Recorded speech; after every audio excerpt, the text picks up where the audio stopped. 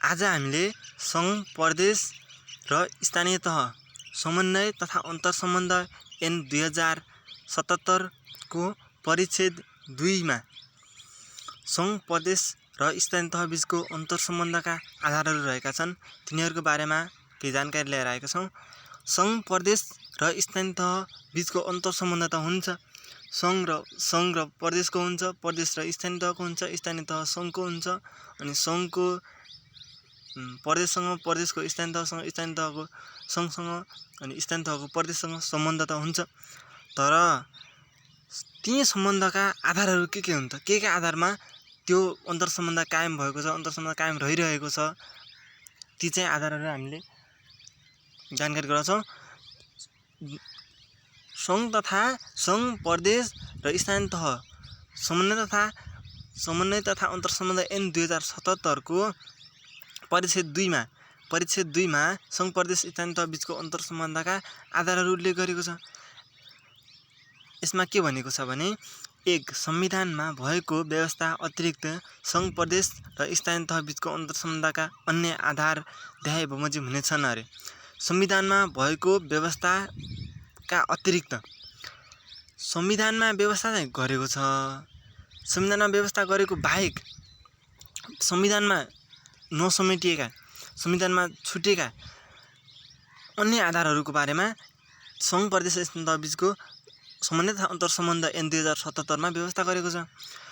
संविधान भनेको छ संविधानमा भएको व्यवस्था अतिरिक्त सङ्घ प्रदेश र स्थानीय संविधानमा भएको व्यवस्थाका अतिरिक्त, व्यवस्थाका भनेको व्यवस्था चाहिँ गरेको, तिनी व्यवस्थाका अरू व्यवस्थाभन्दा अरू अतिरिक्त सङ्घ प्रदेश स्थानीय तह बीचको अन्तर्सम्बन्धका अन्य आधारहरू देखाए बमोजिम हुन्छन् भनेको छ।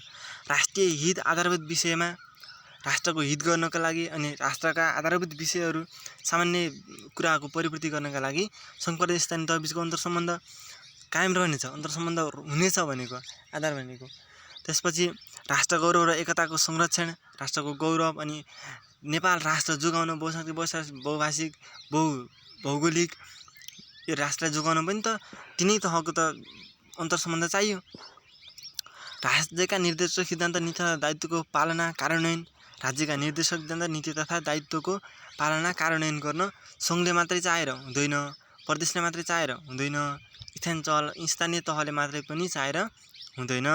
त्यसैले यिनीहरू राज्यका निर्देशक सिद्धान्त नीति दायित्वको पालना र कार्यान्वयन गर्नका लागि तिनै तहको अन्तर्सम्बन्ध आवश्यक छ र राज्यका निर्देशक सिद्धान्त नीति तथा दायित्व सङ्घ प्रदेश र स्थानीय तह बीचको अन्तर्सम्बन्धका आधार भए। मौलिक हकको कार्यान्वयन पनि आवश्यक छ। मौलिक हकको कार्यान्वयन पनि सङ्घ प्रदेश र स्थानीय तह बीचको अन्तर्सम्बन्धको आधार हो।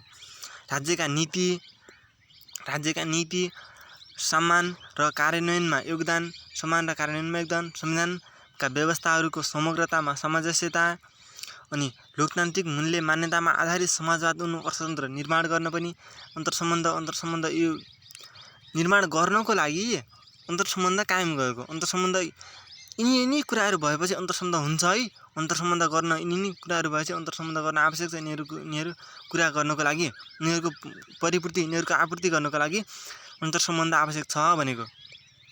संविधानको अधीनमा रही साझा हित र सरकारको विषयमा अधिकारको प्रयोग गर्दा अर्को तहको अस्तित्व र कार्यगत स्वतन्त्रताको सम्मान गर्ने, त्यो पनि आधार हो सङ्घ प्रदेश स्थानीय तह बीचको अन्तर्सम्बन्धको।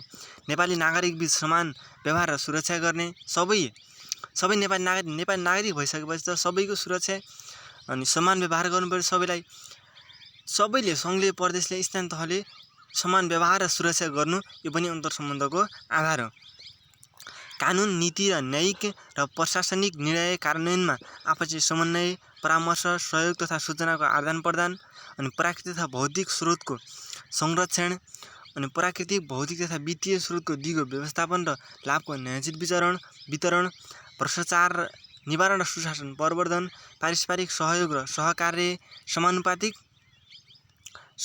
समानुपातिक समावेशी सहभागितामूलक शासन व्यवस्था अनि नागरिकलाई प्रदान गर्ने सेवाको प्रभावकारिता, त्यसपछि व्यापार वस्तुको ढुवानी विस्तारमा आपसी सहयोगमा समन्वय, सङ्घ प्रदेश र स्थानीय तह बीच समन्वय तथा अन्तर्सम्बन्ध कायम गर्ने सम्बन्धमा प्रचलित कानुनमा व्यवस्था भएका अन्य विषय भनेको छ।